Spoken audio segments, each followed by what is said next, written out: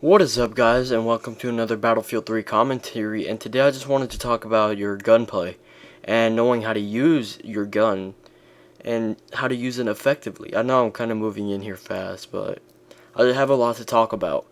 And each gun has its own style and how to use. You got to use this gun this way. You need to know how to the effectiveness of your gun goes here and it ends here and everything.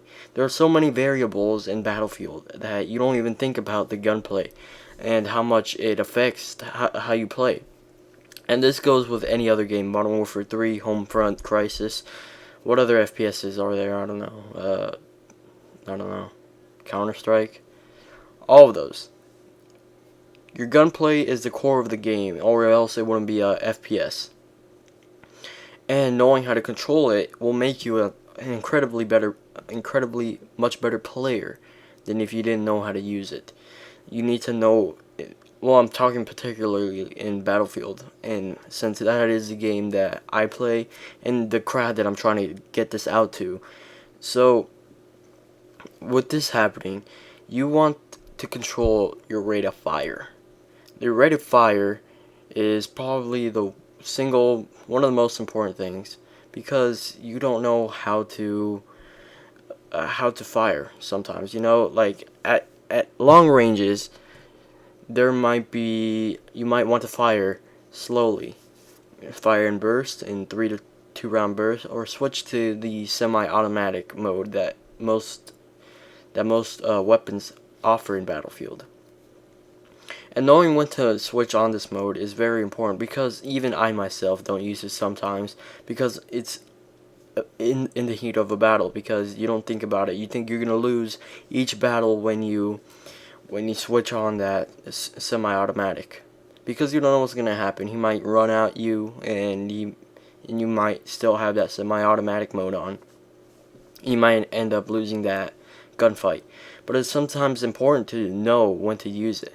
At maybe 500 yards, you switch on that semi-automatic, because it'll make you much more accurate, and it'll give you more of a chance to winning that gunfight.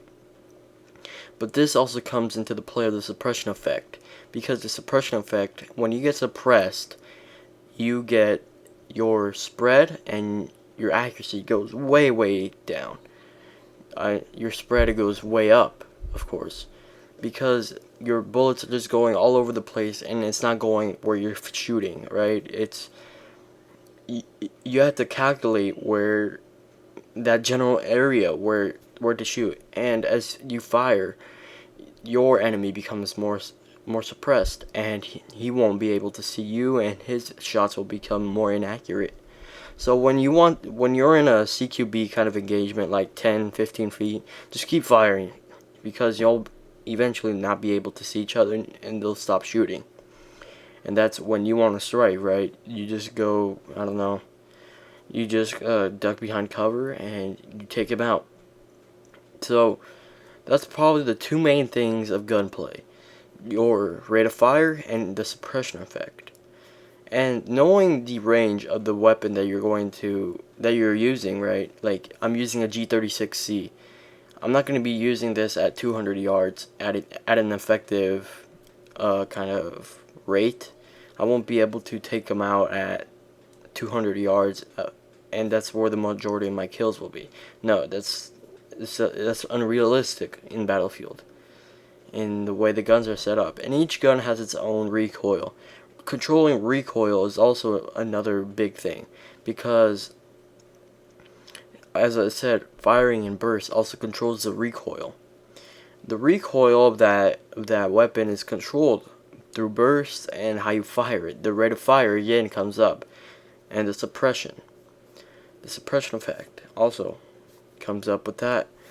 With this happening, it becomes incredibly hard to control, and this adds more skill to the game, in my opinion, and it's kind of more fun, and it takes more time to learn and get better at the game, which is how it should be. It shouldn't be like some dude off the street could just go in and pwn everybody in the server. No, it shouldn't be. It should be the people that played it the most should be able to be the best at the game, not you like your buddy that's never played an FPS is probably the #1 player on the server. No, it should not be like that. With your weapon, it's not going to be as tough to use as per se a sniper rifle at long range compared to what else? An M4 at long range. You need to pick the appropriate weapon for the correct situation, or you're not going to be prepared for that situation whenever it comes across. With this, you want to be able to know what gun you want, what map. And the map selection becomes important also, because on Karg Island, you don't want to be using, let's say, PP-19 or P90, because it's not suited for this kind of map. Karg Island is more of an open, kind of maybe wider map compared to an Operation Metro, to which a P90 or PP-19 might be suited for.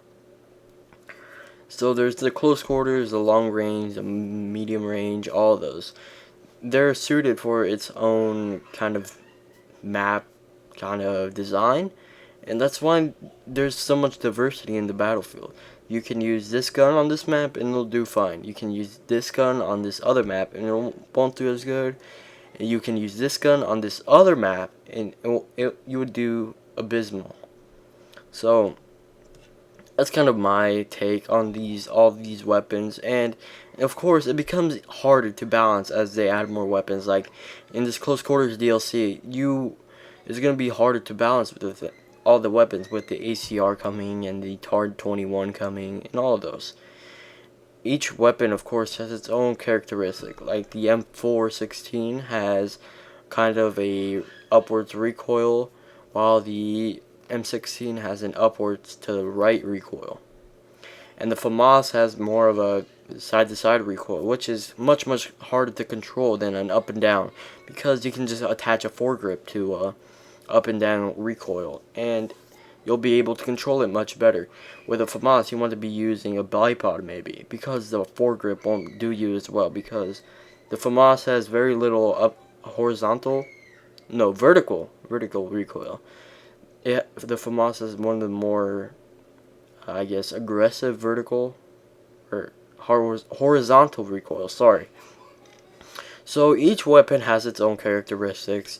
You want to learn how to use them, and this depends on your playstyle, of course, because each person has their own playstyle. You like to run and gun, use an assault rifle. You like to sit back and camp, use a sniper rifle. That's usually what it comes down to. And the more time you spend with a weapon, you'll become better at it, and you'll be able to predict its behaviors and how it'll act in most situations. So, and that's basically it. Spending more time with it will help you get better with the weapon. So guys, this concludes my commentary, and I'll talk to you guys later. See ya.